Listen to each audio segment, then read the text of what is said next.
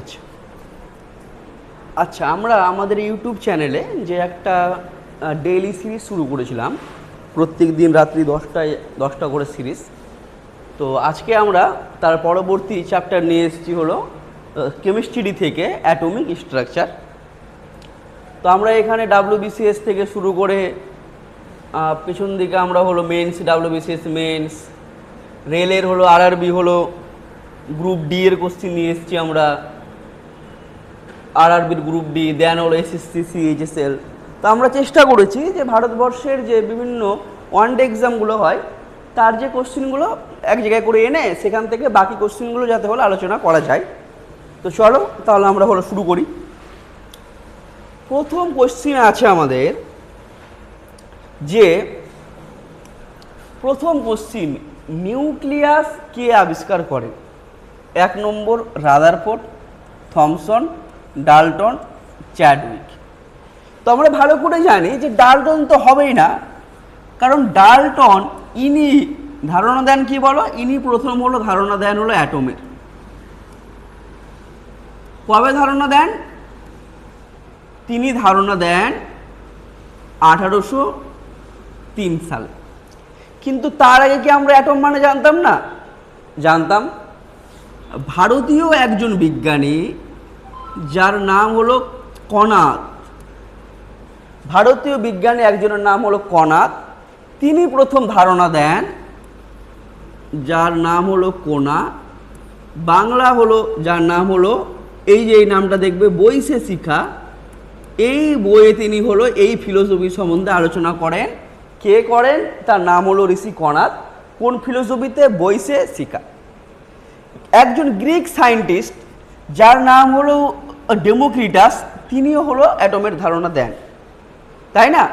কিন্তু এই ডাল্টনের অ্যাটম, এখানে তিনি বলেছিলেন অ্যাটম হলো তোমার অবিভাজ্য, মানে যাকে বিভাজন করা যাবে না। কিন্তু পরবর্তীকালে আমরা দেখলাম অ্যাটম অবিভাজ্য নয়, অ্যাটমকেও বিভাজন করা যায়। বিভাজন করলে আমরা 3টে জিনিস পাই, proton, neutron, electron. Proton, neutron এবং কি পাই বলো? ইলেকট্রন। পরবর্তীকালে আমরা কি দেখলাম? Proton, neutron, electron. যদি বলে প্রোটনকে আবিষ্কার করেন, আমরা দেখলাম প্রোটন আবিষ্কার করেন একজন বিজ্ঞানী যার নাম হলো গোল্ডস্টেইন, 1896। ইলেকট্রন আবিষ্কার করেন একজন বিজ্ঞানী যার নাম হলো জে থমসন। তোমরা আরও জানবে এই ইলেকট্রন আবিষ্কার করার জন্য জে থমসনকে 1897 সালে তিনি হলো আবিষ্কার করলেন। এর জন্য ইনাকে 1906 সালে ফিজিক্সে নোবেল প্রাইজ দেওয়া হয়। এখানে দেখতে পাচ্ছি চ্যাডউইক। চ্যাডউইক কি আবিষ্কার করেন? চ্যাডউইক আবিষ্কার করেন নিউট্রন। আর এই যে আছে হলো রাদারফোর্ড, ইনি কে আবিষ্কার করেন? ইনি আবিষ্কার করেন হলো তোমার নিউক্লিয়াস। নিউক্লিয়াসে কি থাকবে? যে সেন্টারে থাকবে নিউক্লিয়াস, নিউক্লিয়াসে থাকবে প্রোটন, আর একটা কি বলো? প্রোটন থাকবে, আর হলো তোমার নিউট্রন থাকবে। আর একে হলো অরবিট করে ঘুরবে, কে বলো? একে অরবিট করে ঘুরবে তোমার হলো ইলেকট্রন। থমসনও ধারণা দিয়েছিল একটা, তার নাম হলো তোমার, থমসনের হলো পামপুরি মডেল। তাহলে জে থমসন হলো তোমার নিউক্লিয়াসের হলো আবিষ্কার করেন। এবং থমসন মনে রাখবে ইনিও একটা পরীক্ষা করেন, ইনি ধারণা দেন হলো যে অ্যাটম যেটা আছে, যে অ্যাটমের মধ্যে সম্পূর্ণটাই, এটাকে ভাবে একটা তরমুজ, একটা তরমুজের কি থাকে? সম্পূর্ণটাই প্রায় থাকে তোমার কোন কালার বলো? লাল, তাই না? সম্পূর্ণ এটা থাকে রেড। তিনি বললেন যে একটা অ্যাটম সম্পূর্ণটাই যেটা থাকবে লাল, সেটা হলো একটা চার্জ পজিটিভ। আর মাঝখানে যে সিটগুলো আছে তরমুজের, তরমুজের হলো যে তোমার সিটগুলো আছে, এই সিটগুলো হলো তোমার ইলেকট্রন। তাহলে তিনি পামপুরি মডেল দিয়েছিলেন, কিন্তু তিনি ভুল দিয়েছিলেন। আর এই যে রাদারফোর্ড, ইনি কিন্তু থমসনেরই স্টুডেন্ট। পরে তিনি দেখেন থমসনেরই একটা স্টুডেন্ট, তিনি কি বললেন? যে যেভাবে সূর্য সেন্টারে আছে, ইলেকট্রনগুলো হলো মানে সরি ই ফর আর্থ মানে অরবিটে, অরবিটে যে প্ল্যানেটগুলো যে প্রদক্ষিণ করছে সেমভাবে সেন্টারে থাকবে নিউক্লিয়াস, তাকে কেন্দ্র করে হলো ঘুরবে কে, তাকে কেন্দ্র করে হলো ঘুরবে তোমার ইলেকট্রন। তাহলে নিউক্লিয়াসকে আবিষ্কার করেন রাদারফোর্ড। কবে আবিষ্কার করেন? 1911 সালে আবিষ্কার করেন। এখানে তিনি পরীক্ষা করেন, মনে রাখবে যিনি পরীক্ষার সময় বলে রাদারফোর্ডের পরীক্ষায় তিনি কোন এনার্জি ব্যবহার করেন, মনে রাখবে এখানে আলফা রে তিনি ব্যবহার করেন। এবং বলা হয় কোন ফয়েল, মনে রাখবে রাদারফোর্ডের পরীক্ষা আমরা পড়েছি, আমরা জানি তিনি রে ব্যবহার করেন আলফা, এবং যে ফয়েলটা ইউজ করে তার নাম কি বলো, তার নাম হলো গোল্ড। তাহলে এই তথ্যগুলো আমরা জানতে পারলাম হলো 1 নম্বর কোশ্চিন থেকে। চলো এবার নেক্সটে যাই। নেক্সট কি বলেছে, হাইড্রোজেনের কোন আইসোটোপটি তেজস্ক্রিয়? আমরা জানি যে একটা থাকে তোমার আইসোটোপ, একটা থাকে তোমার আইসোটোন, একটা থাকে আইসোবার, একটা থাকে আইসো ইলেকট্রন। এই যে প্রত্যেকটার সামনে না আইসো কথাটা আছে, আইসো আইসো আইসো আইসো, আইসো মানে হলো তোমার সমান। এইটাকে বলে ইংরাজির একটা তোমার রুট ওয়ার্ড, হ্যাঁ এটা মানে আইসো মানে কি বললাম বলো, আইসো মানে সমান। তাহলে কি সমান বলছে, যখন বলবো আইসো ইলেকট্রন মানে ইলেকট্রনটা সমান। আইসো ইলেকট্রন মানে কি সমান বললাম, আইসো ইলেকট্রন মানে ইলেকট্রন সমান। যেমন O2 মাইনাস Na প্লাস, আমরা জানি সোডিয়ামের 11টা ইলেকট্রন থাকার কথা, একটা প্লাস মানে দান করে দিল কাউকে, তাহলে এখন কটা আছে, 10টা। অক্সিজেনের থাকার কথা 8টা ইলেকট্রন, কারো কাছে দুটো নিয়ে নিল, 2 মাইনাস মানে নিয়ে নিয়েছে 10টা, এটা মানে আইসো ইলেকট্রন। আইসোটোপ মানে কি, আইসো মানে সমান, আর দেখো টোপের এখানে না পি আছে, পি মানে কি বলো, প্রোটন। তো যখন দুটো এলিমেন্টের প্রোটন সংখ্যাটা সমান হবে তখন তাকে বলবো আইসোটোপ। আইসোটোন এখানে আছে এন, এন মানে কি এখানে নিউট্রন। তো যখন দুটো এলিমেন্টের মানে যখন হলো তোমার দুজনের তোমার নিউট্রন সংখ্যাটা সমান তখন তাকে আমরা বলছি আইসোটোন। আর আইসোবার এখানে আছে হলো এ, এ মানে হলো মাস, কিসের মাস, অ্যাটমিক মাস। তাহলে যখন ভর সংখ্যা সমান দেন আমরা বলছি আইসোটোপ, আইসোবার। তাহলে আইসোটোপ পি, পি মানে প্রোটন, আইসোটোন এন মানে নিউট্রন সমান, আইসোবার এ মানে হলো তোমার অ্যাটমিক মাস, এবং আইসো ইলেকট্রন মানে ইলেকট্রন সমান। এবার আমরা জানি হাইড্রোজেনের কতগুলো আইসোটোপ, 3টে, 1H1, 1H2, 1H3। 1H1 কে বলে হলো তোমার প্রোটিয়াম, 1H2 কে বলে ডিউটেরিয়াম, 1H3 কে বলে তোমার ট্রিটিয়াম। এই 3টে হলো হাইড্রোজেনের আইসোটোপ। এবার এখানে বলছে কোনটি তেজস্ক্রিয়। তেজস্ক্রিয় মানে কি, কখন তেজস্ক্রিয় হয়, সব এলিমেন্টেরই কি হয়, মোটেই না। আমরা জানি নিউক্লিয়াসের মধ্যে থাকছে প্রোটন আর নিউট্রন। এই নিউট্রন সংখ্যাকে প্রোটন সংখ্যা দিয়ে ভাগ করো, যদি হলো ভাগফল নিয়ার ইকুয়াল টু 1.5 বা তার বেশি হয় তাহলে আমরা দেখতে পাই তার তেজস্ক্রিয়তা হচ্ছে, মানে সেখান থেকে কন্টিনিউয়াসলি অনবরত হলো এনার্জি বেরোচ্ছে। তাহলে এখানে এটা কি আছে বলো, ট্রিটিয়াম মানে 1H3, যেটা থাকে পায়ের কাছে। মনে রাখো এটা একটা মানুষ, পায়ের কাছে যেটা থাকে মনে রাখবে, পায়ের কাছে পা, পা মানে হলো তোমার প্রোটন। হ্যাঁ মনে রাখবে, যেটা পা বললাম, পা থেকে বললাম প্রোটন, পায়ের কাছে যেটা থাকে তার প্রোটন সংখ্যা। তাহলে এখানে প্রোটন কত হলো, প্রোটন হলো এখানে 1। আর যেইটা থাকে তোমার কার কাছে বলো, উপরে থাকে মানে মাথার কাছে থাকে। এই যে বললাম মাথা, মাথা থেকে মনে রাখবে তোমার হলো মাস, আর মাসকে উল্টো করে লিখলে হয় তোমার সাম, সাম বানান এস এ ইউ এম হয়, কিন্তু আমি এস এ এম দিয়ে দেবো, এটা মনে থাকে। মাথা, মাথা মানে মাস, মাস মানে সাম, সাম মানে যোগফল, কার কার যোগ, প্রোটন আর নিউট্রন, এটা হলো তোমার যোগ করে 3 বলছে। আর নিচে পেয়েছি পি ইকুয়াল টু 1, তাহলে 1 প্লাস এন ইকুয়াল টু হলো 3, মানে এন ইকুয়াল টু হলো 2। 2কে 1 দিয়ে ভাগ করলে কত হবে বলো, গ্রেটার দেন ইকুয়াল টু বলতে পারি আমরা 1.5, বেশি হবে। তার মানে এখানে অ্যান্সার কোনটা হয় বলো, ট্রিটিয়াম। তাহলে হাইড্রোজেনের কোন আইসোটোপটি তেজস্ক্রিয়, এখানে অ্যান্সার হবে কোনটা, অ্যান্সার হবে এখানে ট্রিটিয়াম। আচ্ছা চলো এবার নেক্সটে যাই। কি বলেছে এটা, যে নিউক্লিয়াসের আকার মাপা হয়, নিউক্লিয়াসের আকার মাপা হয় কোন একক। ধরে নাও এইটা একটা হলো তোমার অ্যাটম,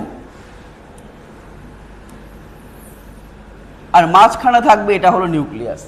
একটা ফুটবল মাঠকে যদি তুমি একটা অ্যাটম ধরো, মাঠের মাঝখানে যদি একটা ফুটবল রাখো, তাহলে ফুটবলটা হবে তার নিউক্লিয়াস, আর গোটা স্টেডিয়াম সহ মাঠটা হবে তার হলো অ্যাটম, মানে অ্যাটমের সাইজ। তো মনে রাখবে যখন আমরা মাপি হলো, যদি কোশ্চিন আসতো আমার নিউক্লিয়াসের জায়গায় ATOM অ্যাটম বা পরমাণু, তাহলে অ্যান্সার হতো তোমার আংস্ট্রম। এর সাহায্যে আমরা কি করি, এর সাহায্যে আমরা সাইজ মাপি, A for angstrom, A for atom, A for Allu Arjun. তাহলে এ ফর অ্যাটম এবং এ ফর আংস্ট্রম, তাহলে অ্যাটমের সাইজ যদি বলতো তাহলে আমরা মাপতাম হলো আংস্ট্রম দিয়ে। এখানে বলেছে নিউক্লিয়াসের, তাহলে কি হবে অ্যান্সার, নিউক্লিয়াসের ক্ষেত্রে অ্যান্সারটা হবে তোমার ন্যানোমিটার। মনে রাখবে 1 angstrom equal to 10⁻⁻10 metre, 1 fermi equal to 10⁻⁻15 metre, 1 nanometre equal to 10⁻⁻9। এখানে কি আছে কথাটা, এখানে আছে তোমার ন্যানো আছে, শুনতে কার মতো লাগছে বলো, শুনতে লাগছে তোমার 9-এর মতো, ওই জন্য এখানে 9। এটা আছে আংস্ট্রম, আংস্ট্রমের সিম্বল লিখে এ দিয়ে মাথায় ডট, আংস্ট্রম। মনে রাখবে ইংরেজ অ্যালফাবেটে এ থাকে 1 নম্বরে আর ডট মানে 0, ওই জন্য মনে রাখবে 10⁻⁻10। আর একটা থাকে মাইক্রোমিটার, মনে রাখবে এই চিহ্নটা হলো মাইক্রোমিটার, মাইক্রোমিটারের হলো 10⁻⁻6। যদি পরীক্ষায় কোশ্চিন আছে যে ব্যাকটেরিয়ার সাইজ কি দিয়ে মাপা হয়, তখন অ্যান্সার হয় তোমার মাইক্রোমিটার। চলো নেক্সট।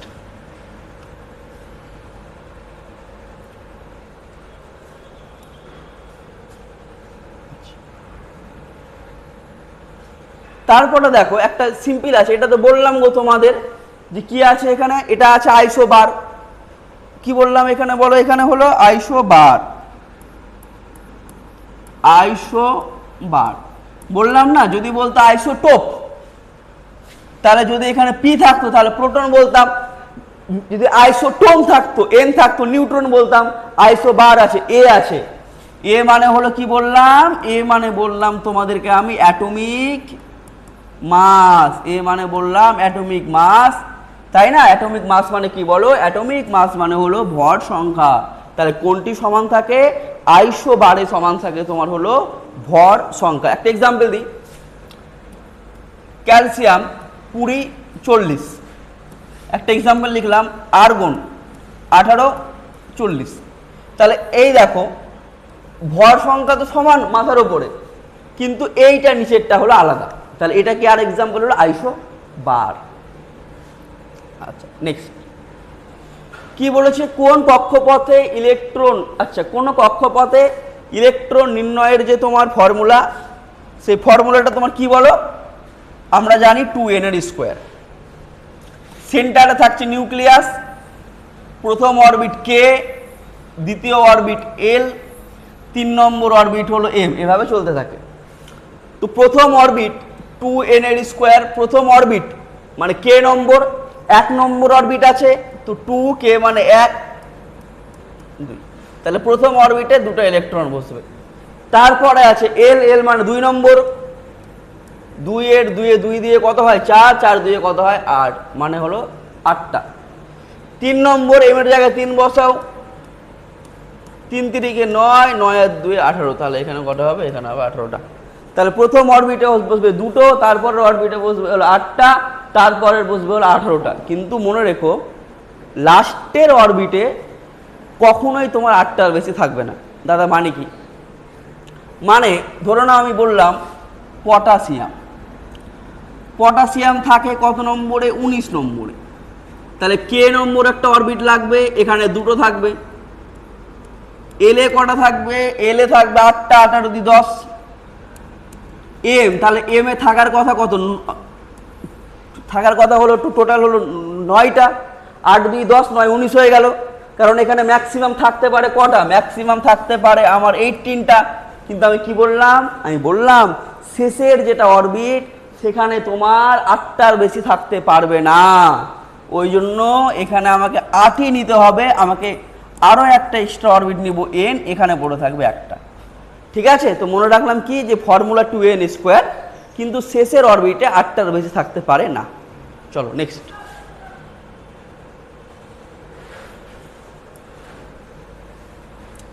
আচ্ছা, এটা তো একদমই সোজা যে কোনো কি বলেছে মৌলের ভর সংখ্যা 32, প্রোটন সংখ্যা 16 হলে তার নিউট্রন সংখ্যা কত? আমরা তো বলেই দিলাম যে আমরা লিখবো এইভাবে এক্স, যেটা থাকবে নিচে 16 আছে, ওপরে 32। আমি তো বলেই দিলাম যে ভাবো একটা এটা মানুষ, মানুষের নিচেরটা কি আছে? পা, পি ফর পা, পি ফর প্রোটন। তাহলে প্রোটন পি ফর বললাম পা, আর পি ফর বললাম PROTON, প্রোটন। পা থেকে মনে রাখবে প্রোটন, এটা কত আছে? 16।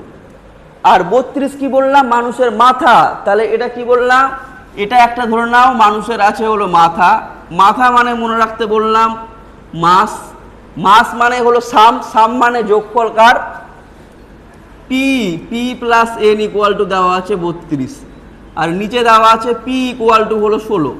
তাহলে কি লিখতে পারি? 16 প্লাস হলো এন ইকুয়াল টু হলো 32, এন ইকুয়াল টু হলো 32 মাইনাস 16 ইকুয়াল টু কত? অ্যান্সার হবে 16। ঠিক আছে? তাহলে এটা হলো 6 নম্বর কোশ্চেন। নেক্সট।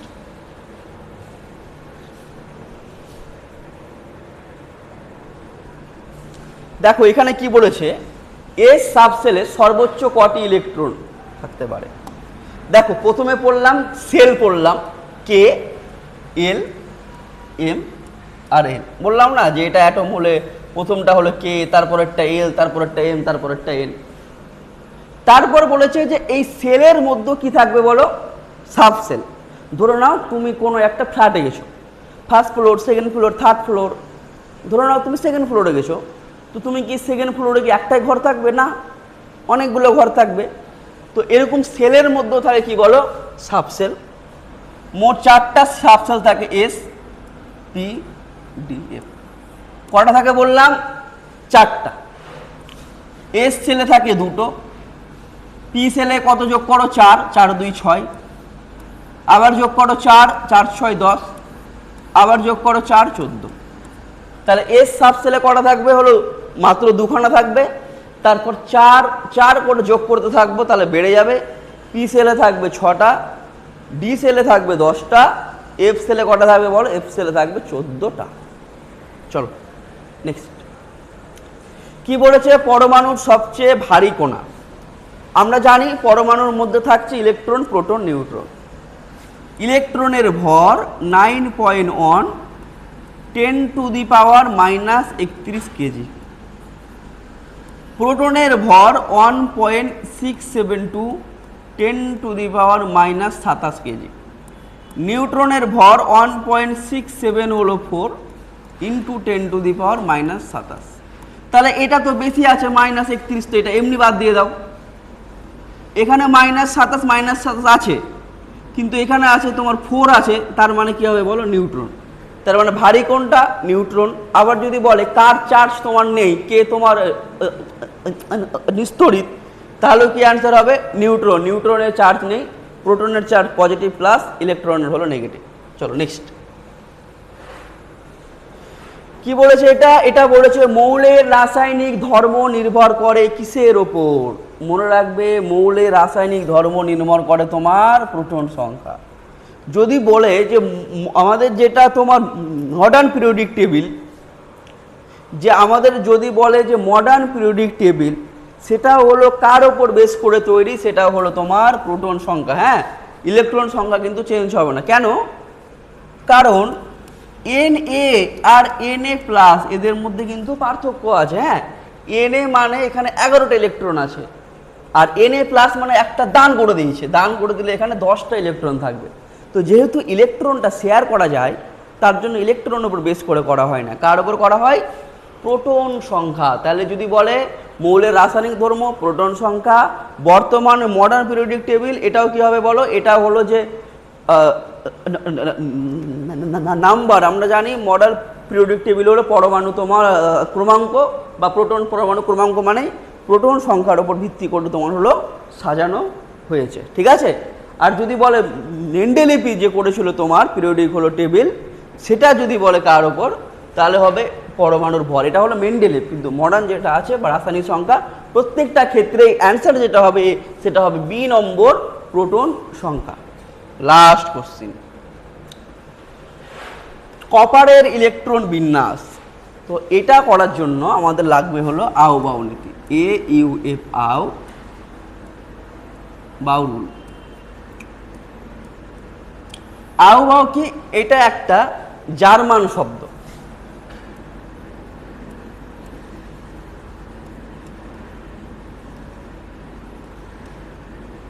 জার্মান শব্দের মানে কি ইংরেজিতে? Building up. বিল্ডিং আপ মানে কি?